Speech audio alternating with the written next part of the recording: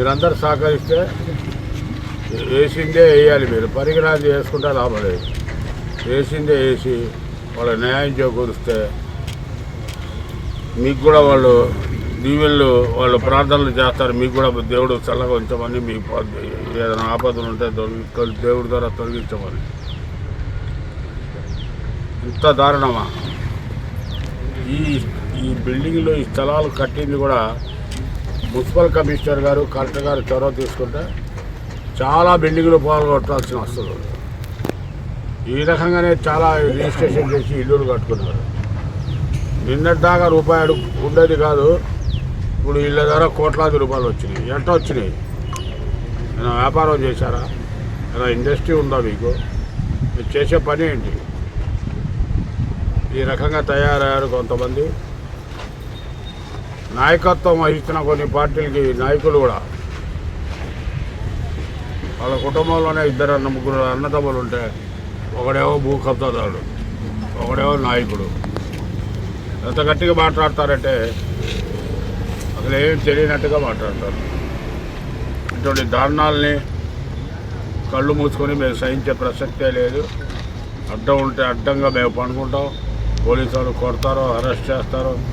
ఈ పేట జనమే కాదు, విజయవాడ పశ్చిమ నియోజకవర్గంలో ఉన్న ప్రజానీకాన్ని కూడా మేము మనవి చేస్తాం. వాళ్ళు కూడా ఈ ఉద్యమంలో వచ్చి పాల్గొనే విధంగా వాళ్ళు కూడా తీసుకొని దీన్ని పెద్ద ఉద్యమంగా తీసుకెళ్తాం. అంత అవసరం పడదాం అనుకుంటున్నాను నేను. సాయంత్రం జడ్జిమెంట్ వస్తుంది, అది మీరు కూడా సహకరిస్తే బాగుంటుంది. ఎవడు ఇస్తారో ఎవరు కాజేస్తున్నారో గతంలో హైదరాబాద్లో వినేవాళ్ళం. విశాఖపట్నంలో ఈ మధ్యలో మిగిలింది. విజయవాడలో దాదాపు 100 కోట్ల ఆస్తి సుమారుగా. ఇది ఎక్కువ అవుతుంది కానీ తక్కువ అవుతుంది. ఒకేసారి డబ్బులలో అయిపోతాం. ఈ సొసైటీల పేరుతో ఆ తొల్లూరులో అక్కడ జుడిషియరీని కూడా అబద్ధాలు చెప్పి ఒక జడ్జిమెంట్ తీసుకురావటం. ఏమన్నా అంటే కోట్రాళ్ళు అమ్మారంటాం. కోట్రాళ్ళు ఎందుకు అమ్ముతారు? ఎవరు వస్తారు? నేను అనేది ఏంటంటే ఈ స్థలం ఏమో వంటల్లో ఉంది, రిజిస్టార్ ఆఫీస్ ఏమో గాంధీనగర్లో ఉంది. మీరు వెళ్ళి తుళ్ళూరులో ఎందుకు చేపించారు? దీనిలో నిజాయితీ ఉంటే మీరు డబ్బు ఇచ్చింది ఎవరికి? మస్జీద్కి. మస్జీదు ఆస్తిపరుడు.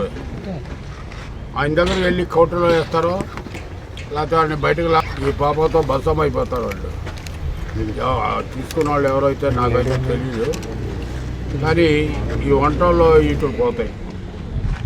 ఏరియా అంతా కొంతమంది బ్రాహ్మిన్స్, కొంతమంది ముస్లిమ్స్ స్థలాలు ఉన్నాయి, ఖాళీ స్థలాలు. దీని మీద నేను చాలాసార్లు కమిషనర్ గారికి కూడా చెప్పాను. మున్సిపల్ కమిషనర్ ఏదైతే ఖాళీ స్థలాలు ఉన్నాయో కార్పొరేషన్ వాళ్ళు ఆక్యుపై చేసుకోమన్నా. వాళ్ళు ఇల్లులు కట్టరో, దాని మధ్య చెడు చూడరో, ఆ ఖాళీ స్థలాలేమో ఆక్రమించుకోవడానికి ఇటువంటి వాళ్ళు ప్రయత్నిస్తున్నారు. కాబట్టి కార్పొరేషన్ దీన్ని కనుక స్వాధీనం చేసుకుంటే ఈ పరిస్థితి ఇట్లా ఉండదు. తక్షణమే ఈ ఏరియా అంతా, భవానీపురం ఏరియా అంతా మున్సిపల్ కమిషనర్ గారు ఒకసారి పరిశీలించి, కలెక్టర్ గారు కూడా మంచి రెస్పాన్స్ అయ్యారు. కలెక్టర్ గారు కూడా చొరవ తీసుకొని స్థలాలన్నీ కూడా ప్రభుత్వ ఆధీనంలో పెట్టుకుంటే ఈ ప్రాబ్లమ్స్ రావు. కాబట్టి ఈ మా పోరాటం సాగుతూనే ఉంటుంది. వాళ్ళు కూడా ఎంక్వైరీ చేసి మనకే అనుకూలంగా రాయటం జరిగింది. ఈ సైటు రిజిస్ట్రేషన్ అయింది విజయవాడ గాంధీనగర్లో.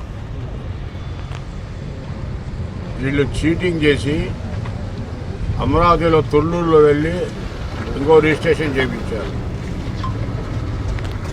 నిజంగా మజీద్ మీకు మోసం చేశాడు కాబట్టి 100 ఎకరాల్లో ఇంకా ఆడికి ఆస్తులు ఉన్నాయి.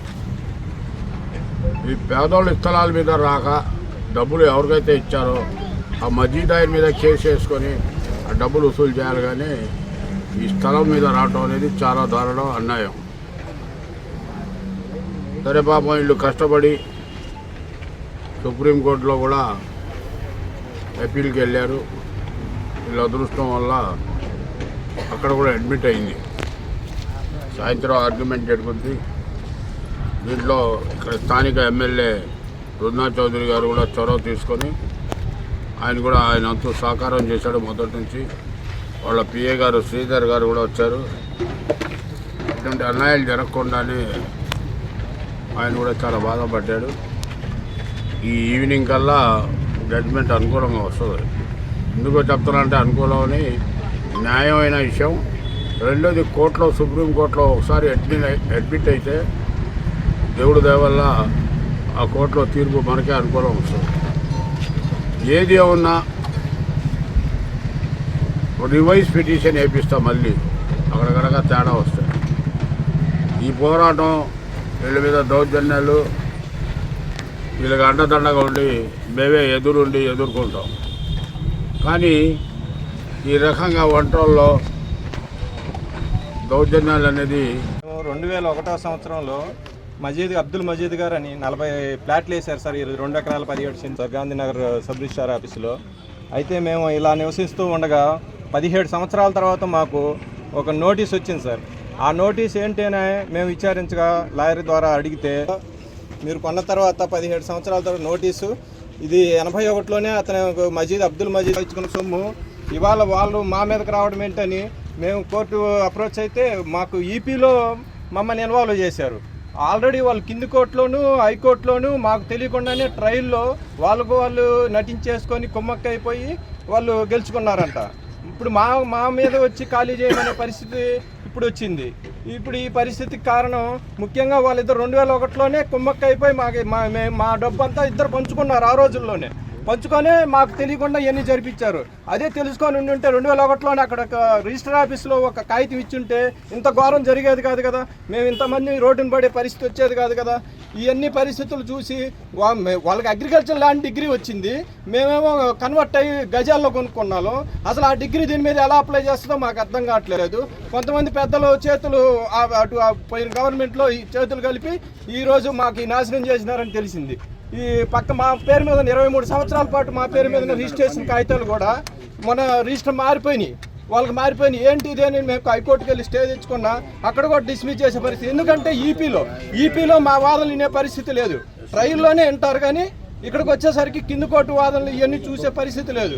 కాబట్టి మేము వీళ్ళందరికీ పెద్దలందరి దగ్గరికి వెళ్ళి ఇది మాకు జరిగిన అన్యాయం అండి, మీరందరూ దగ్గరుండి ఈ అన్యాయాన్ని న్యాయంగా చేసి ఈ 1 నెల రోజుల పాటు మేము టెంట్ వేసుకొని ఎల్లిగాని గారు ఆయన శ్రీధర్ గారి దగ్గరికి వీళ్ళందరి దగ్గరికి కృష్ణన్న దగ్గరికి వెళ్ళి మేము మొరపెట్టుకోవడం వల్ల ఇన్ని రోజులు మేము సవ్యంగా వీళ్ళ అండదండలతో ఇక్కడ సవ్యంగా ఈ రోజు నుంచి అయినా మా యొక్క 40 మంది కుటుంబాలే కాక ఇక్కడ 70-80 కుటుంబాలు కూడా ఈ రోడ్లో నుంచే పోవాల్సిన పరిస్థితి ఉంది. వీళ్ళందరికీ న్యాయం చేయాలంటే మీరంతా మా యందు ఉండి మమ్మల్ని ముందుకు నడిపించి మా స్థలాలు మాకు ఉండేటట్టు వాళ్ళతో ఏదైనా ఉంటే వాళ్ళు చూసుకోమారండి. మాకు రిజిస్టర్ అయిపోయిన పొలాన్ని వాళ్ళకి ఎలా ఇస్తారు మాకు అర్థం కావట్లేదు. కాబట్టి దయవుంచి మీరంతా సహాయం చేసి ముందు నడిపించాలని కోరుకుంటూ సెలవు తీసుకుంటున్నాను. 1981లో ఒక అగ్రిమెంట్ జరిగింది. అసలు దాని పేరు తెలియదు, దాని వ్యవహారం కూడా తెలియదు. ఏదో ఒక ఫేక్ సొసైటీని క్రియేట్ చేసి శ్రీ లక్ష్మీ రామ కోఆపరేటివ్ సొసైటీ అని ఫేక్ సొసైటీని క్రియేట్ చేసి అది మోసపూరిత ఫేక్ సొసైటీ అన్నమాట.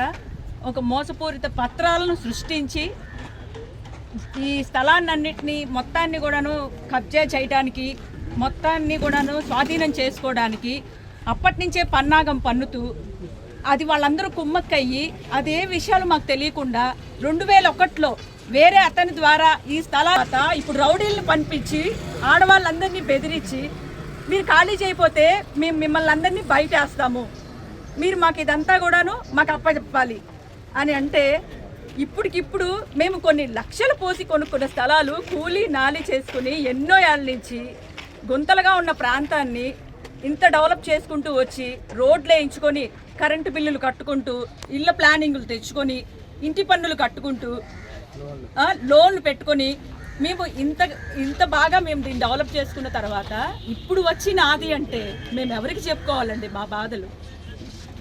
ఇన్ని కుటుంబాలు రోడ్డును పడిపోయి ఉన్నాయి. 1 నెల రోజుల నుంచి తిండి తిప్పలు లేకుండా ఎండనక వాననక పిల్లలతో కూడా ఇక్కడే ఉంటున్నాము. మా పిల్లలు పెళ్ళిళ్ళు చేసుకోలేకపోతున్నాము. ఈ స్థలాల మీదే మా జీవితాలు ఆధారపడి ఉన్నాయి. మాకు దిగి వచ్చి న్యాయం చేసే దేవుడు ఎవరున్నారని 1 నెల రోజుల నుంచి ఎదురు చూస్తున్నాము. జలీల్ ఖాన్ గారు మాకు దేవుడిగా మా ముందు నిలబడి, అయ్యా కోటి వందనాలయ్యా మా అందరి తరపున, మా మంది 200 మంది మీకు రుణపడి ఉన్నాము. ఆ భగవంతుడు ఆశీస్సులు మీకు ఎప్పుడూ ఉండాలి. మీరు ప్రజల మనిషి అయ్యా, నిరూపించుకున్నారు. మీరు ఖచ్చితంగా నిరూపించుకున్నారు. మీరు ఇప్పుడే కాదు, ఎప్పటికీ ఆయన ఉన్నారు. మాకు న్యాయం జరిగిద్ది ఆ నమ్మకం మాకు వచ్చింది. ఇంతమంది నాయకులు వచ్చినా కూడాను వస్తున్నారు, చూస్తున్నారు, వెళ్తున్నారు. కానీ ఆయనలాగా తిండి తిప్పులు మానేసి మా కోసం నెల రోజుల నుంచి మాతో పాటు కృషి చేస్తూ ఆయనకి ఏం అవసరం అండి అసలు మా కోసం దిగి రావడానికి? ఆయన కూడా వదిలేయచ్చు కదా. మరి ఇంతమంది ఉన్నా మరి ఆయన మాత్రమే మాకు అండగా నిలిచారు. ఎందుకంటే ఒక్కసారి ఆలోచించండి. ఆయన మాత్రం చల్లగా ఉండాలి, భగవంతుడి ఆశీస్సులు ఉండాలి. ఇలాంటి సామాన్య ప్రజల మీద ఎవడొచ్చినా సరే మేమున్నా అండగాని ఈ నాయకులు ఎప్పుడు కూడాను ఎప్పుడు చల్లటి దీవెనలు ఉండాలండి, ఆ భగవంతుడి దీవెనలు. అలాగే వాళ్ళ న్యాయం కోసం మేము ఎదురు చూస్తున్నాము. దయచేసి ఈ మ్యాటర్ని హైలైట్ చేయండి. ఇంకా ఇలాంటి కుటుంబాలు ఎన్ని రోడ్డులు పడబోతున్నాయో, ఏ ప్రభుత్వ చర్యలు దీనిలో ఉన్నాయో ఒక్కసారి ప్రభుత్వం వారు కమిటీని పెట్టి ఆ కమిటీ వాళ్ళు ఈ సొసైటీని అసలు ఎందుకు ఈ ఫైక్ సొసైటీని క్రియేట్ చేశారు, ఎందుకు ఈ స్వాధీనం చేసుకోవాలని చూస్తున్నారు అనే విషయాన్ని బయటకి తీసి మాలాంటి కొన్ని వందల కుటుంబాలని బయటపడేయాలని చెప్పి మేము కోరుకుంటున్నాము. అలాగే మాకు మా కృష్ణన్న అన్నంటే నువ్వే అన్న, ఆడవాళ్ళకి అన్న అని పిలిస్తే నేను ఉన్నానమ్మా, మీ కాదని మీరందరూ నా సోదరులమ్మ అన్నారు. అలాగే శ్రీధర్ గారు, చౌదరి గారు కూడాను ఏం బాధపడద్దు మాకు ధైర్యం చెప్పారు. ఎల్మంచిల చౌదరి గారు, మేము ఆయన కలిసాము. మీరేం బాధపడద్దు, మీ వెనకాల మేము ఖచ్చితంగా మీకు న్యాయం జరిగిద్ది. సుప్రీంకోర్టు ద్వారా మేము వెళ్తాం మీకోసం, మేము వెళ్ళి మీకు న్యాయం చేస్తామని మాకు భరోసా ఇచ్చారు. దానికి చాలా వందనాలండి. ఇంతమంది పెద్దలు మాకు అండగా నిలుస్తున్నారు. ఇది కనుక